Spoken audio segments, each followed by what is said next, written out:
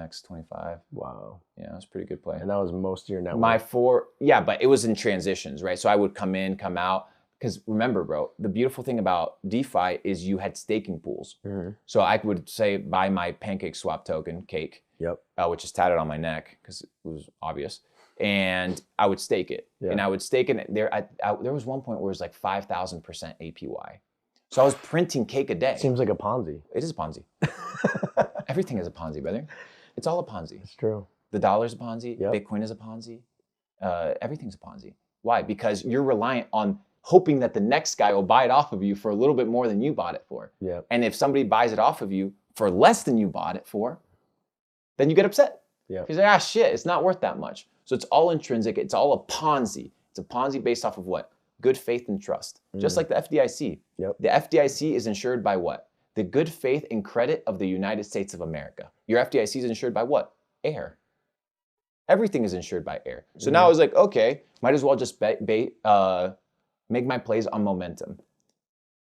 Halfway through the bull run, I said, shit is looking scammy, dude. Like, there's these actors coming out creating tokens that are going to $2, $3, $5 billion valuations, market caps in months. How? It makes no sense. So then I started looking into how inflated currencies were being pushed with regards to exchange tokens and DAO tokens and holding tokens or voting right tokens. For example, FTT, right? Or Solana. Yeah. And I was, when was it? I think it was 2020. I heard about Solana and it was at $4. And just the name alone, the ecosystem, just sounded like an absolute fraud. And then another one that I shorted that I made a lot of money was TUSD, Terra. Yep. That was your biggest short, wasn't it? Well, my biggest short was Luna. Was it Luna? Yeah, you said, what was it, like 50K to But was it Luna? 3 million? Yeah, it was Luna and yeah, it was Luna. UST. Yeah, UST. And the reason I knew UST was a scam, I just looked at the logo. I looked at I swear to you, it was a logo of a world and a US flag on top. I'm like, bro, what the fuck is this? Who's gonna put their dollars into this thing? And then I started looking at the fact of how they were managing their basket of assets, and their stability was based on the most unstable currencies. Basket of assets with Bitcoin, Ethereum, Solana. Their own tokens were the foundation for the currency. It was absolutely like ridiculous, dude. Yeah. It was stupid. So I had all these basket of assets that were inflated, and I was like, Bitcoin's obviously gonna go under 65,000, which means this dollar pegging, unless the guys know how to trade like absolute animals and control the market, they're gonna lose money. Therefore, TUSD is gonna lose money. So I just shorted the fuck out of it. 50K to 2.1 to 2.6 million, I forget the exact number. Wow. In 5 days. That's a big I mean, I called it publicly too. I saw I called it publicly. You can go on your highlights. It was Solana 106 or 116, I forget the exact number, it's been so long. And I shorted that 5 days, dude. I made the call publicly and I told people this shit is going to zero. I didn't think it was going to implode so quickly. Yeah. I thought it was going to slow rug. It was a 1 day. But that shit was crazy. Do you know what happened with Do Kwon yesterday? He got arrested. But you know what they found in his body? A ledger. A ledger in his ass. Motherfucker ate a ledger, bro. What a fucking bitch. That's crazy. Imagine being so botted about money that you give up your freedom for it. Like you have to put a ledger up your ass. It was a Trezor, actually. Even worse. They're thicker, bro. Even worse. So this motherfucker is in a situation where his entire life now revolves around a couple coins that are imaginary. It makes no sense. He's going to jail, bro. So now I'm like George Soros, bro. I'm in the business of shorting fucking Ponzi's and scams. Yeah. Because it's all, bro, 90% of the shit's out there's a scam. Yeah. Look at what just happened with Square and Cash App. Yep. All their numbers are inflated. I lost 40 G's on that trade. Yeah. But their numbers are all inflated. They're all a bunch of scamming rats. So what I'm gonna do, I'm gonna find the scammers and I'm just gonna bet against them.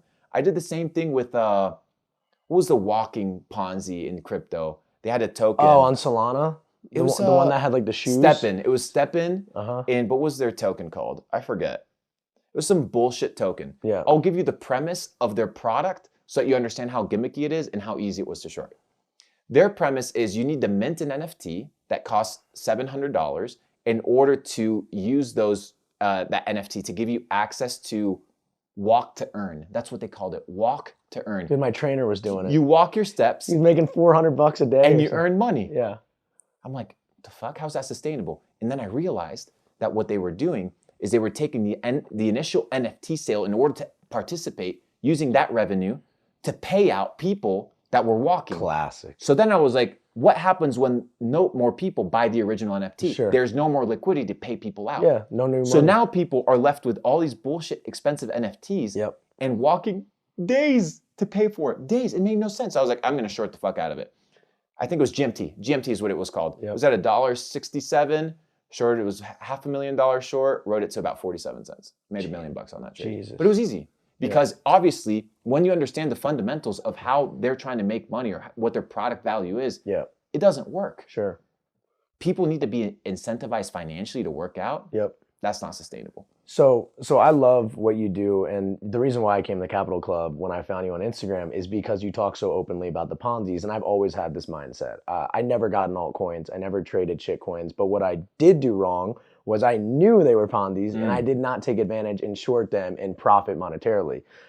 So that's something that I looked up for you too. But what I wanted to ask you was, for someone like me who understands Bitcoin, it's scarce, $21 million imploding. This is somewhere I can store my wealth. Do you think for me, selling some in the next bull run when the greed gets crazy is a smart move? Or Yes, because you need to be fluid. Yeah. You need to, bro, you can't be a Bitcoin fanboy. You need to be a Colin fanboy. Bitcoin is here to make Colin win, not Colin here to make Bitcoin win. So I'm using Bitcoin to get rich. I don't give a fuck if one day I have to move all my money to Singaporean dollars or to some bullshit currency, or if one day Litecoin becomes the world reserve currency. I don't care. I'm going to move it accordingly. My job is to do three things: create wealth, multiply it, and preserve it. So you run through three cycles. First is creating. It's very hard to create money or create wealth inside of the markets because most people lose. So you need to create wealth outside of the markets, a business, a job, and then you multiply your money. You can't multiply your money through work because you only have X amount of hours, but you multiply it through investing.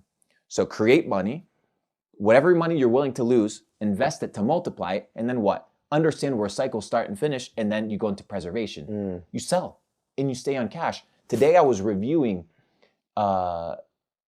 Warren Buffett's Berkshire Hathaway portfolio of the 90s and the early 2000s, just to understand how he was thinking. Sure. And there was years where he was 50% cash. I'm talking tens of billions of dollars. There was years where the market was roaring and he was in 50% cash. Wow. Why? Because he's playing the long-term game. He's waiting for the crash. He's waiting, bro. And he's playing the long-term game because, yeah, sure, you make 10% here, 30% here. But you don't also want to be the guy whose net worth is fluctuating millions of dollars because that's what happened to me. Exactly. I round tripped it. So you're doing like this, right? I multiplied, and then it went down. I didn't get to the last part. And that's where you multiply and preserve. Because I listened to everyone on Twitter. I listened to the Twitter heads. I listened to all the Bitcoin maxis, and I thought, you know what? Hey, I'm open for waiting for 10 years because I know where Bitcoin's going. But now in this, year bear market, I did not get to take advantage and buy Bitcoin at 15K. I had to basically just survive. Yeah. I couldn't thrive. Yeah. You had to stick it out. I had to stick it out, bro. It was one of the hardest things I ever did. And I asked you, should I sell here? And it was at like what, 20K? And you were like, no, not at this. Yeah, you missed it. I was like, you should have sold before, bro. Might as well sit on it. Yeah. So would you say for me next cycle, is it something where you would trade like shit coins again, or would you I would find. So I would never invest in old altcoin projects. So things that have already had their like boom, like I would never buy Solana again. Or PancakeSwap. I would never buy AVAX. Why? I might buy PancakeSwap because they're actually currently fucking savages and they actually work. They have a ton of money and they're still really backed by Binance. Yeah. That's the only one because DeFi is still such a big space. But big projects that used to be like hot, like AVAX and Solana, these projects that were like the household names, I'm never going to invest in. There's going to be new ones, right? Exactly, because there's all going to be the new hype. The new hype's going to be AI integration, all this gimmicky bullshit. So what I'm going to do the same thing. I'm going to figure out who are the winners, who are the guys that know how to market, who are the guys that know how to push momentum, who are the guys that are connected with the market makers and the exchanges, invest in those companies, bet on those people, and once I start seeing cracks in the system, sell and short the fuck out of it, dude.